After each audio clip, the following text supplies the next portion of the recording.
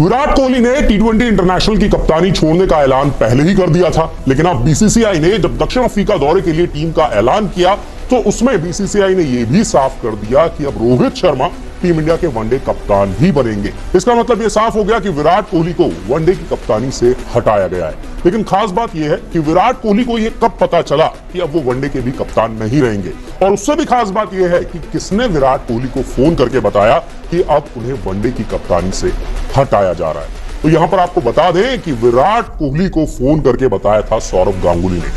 सौरव गांगुली ने विराट कोहली को फोन किया और उन्हें कहा कि अब वो वनडे के भी कप्तान नहीं रहेंगे। और सूत्रों की माने तो ये खबर सुनने के बाद विराट कोहली हैरान हो गए, वो शॉक में चले गए कि उन्हें यह नहीं लगता था कि उन्हें वनडे की कप्तानी से हटाया जाएगा। लेकिन आखिर क्यों हटाया गया विराट कोहली को वनडे की कप्तानी से?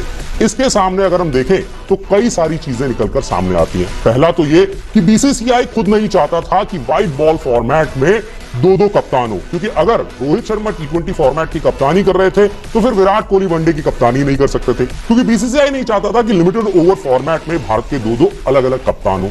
इसीलिए बीसीसीआई ये चाहता था कि व्हाइट बॉल फॉर्मेट में एक ही कप्तान रहे और टेस्ट का एक अलग कप्तान रहे। इसी वजह से रोहित शर्मा को वनडे का भी कप्तान बनाया गया। इसके अलावा अगर हम देखें तो विराट कोहली अपनी कप्तानी में भारत को कोई भी आईसीसी की ट्रॉफी नहीं जिता पाए थे।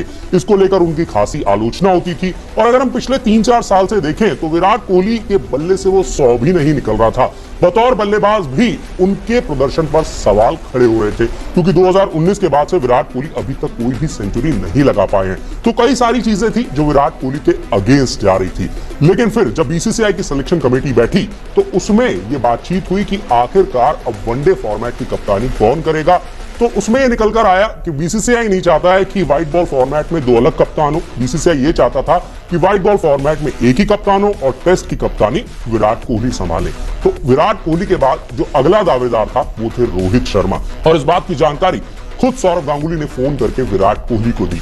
इस बारे में बात करते हुए सौरव गांगुली ने कई सारी चीजों का खुलासा किया है, और उन्होंने यह भी बताया है कि आखिर क्यों यहां पर बीसीसीआई ने विराट कोहली को वनडे की कप्तानी से हटाया। चलिए आपको बताते हैं क्या कहा है सौरव गांगुली ने। सौरव गांगुली ने कहा, यह फैसला बीसीसीआई और चयनकर्ताओं ने मिलकर लिया था। दरअसल बीसीसीआई ने विराट कोहली से यह गुजारिश की थी कि वो टी20 फॉर्मेट की कप्तानी ना छोड़ें, लेकिन वो राजी नहीं हुए, और चयनकर्ताओं को लगता है कि व्हाइट बॉल के लिए 2 अलग अलग कप्तान होना ठीक नहीं है।